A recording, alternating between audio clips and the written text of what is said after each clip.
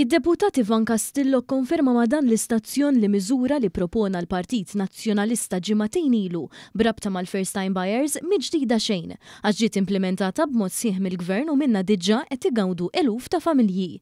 Castillo kien qed jieħu sem f'konferenza tal-aħbarijiet imsejħa mill-PN flimkien mad-deputat Jerome Caruanaccilli għal kandidat prospettiv nazzjonalista David Paċros. Fil-fatt il-miżura l-first time buyers in kwistjoni tara l-eżenzjoni tat-taxxa fuq l-ewwel 200,000 euro tal-valur tal-ewwel proprjetà, miżura ta' fejda li ilha fis-seħħ iżda l-PN ħareġ biha daqs ġimagħtejn ilu. Il-miżura li ħabbartu diġà teżisti. Il-miżura teżisti.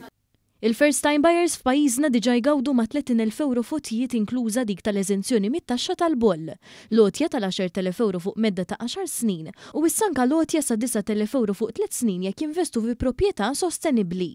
Sa dan it-tant fl-istess konferenza One News staqsa lil kandidat ġdid tal-elezzjoni ġenerali li jmiss, David Paċros, li qed jaspira li jkun rappreżentant tal-poplu fil-Parlament. Però meta l-ġurnalista staqsitu jekk kienx jaf dwar din il-miżura l-first time buyers, ftit minuti biss wara li għamel 5 minuti jitkellem dwar il-proposti tal-PN, infixel kompletament. Viżibilment skomdu weħel u ma kienx jaf jirrispondi waqt li għadda x-xetru lil taħdeħ Ivan Castillo. Kont taf li din il-miżura diġà teżisti? Jekk ma jimportax għall-kandidat David Paċros, jekk jista' tweġibni.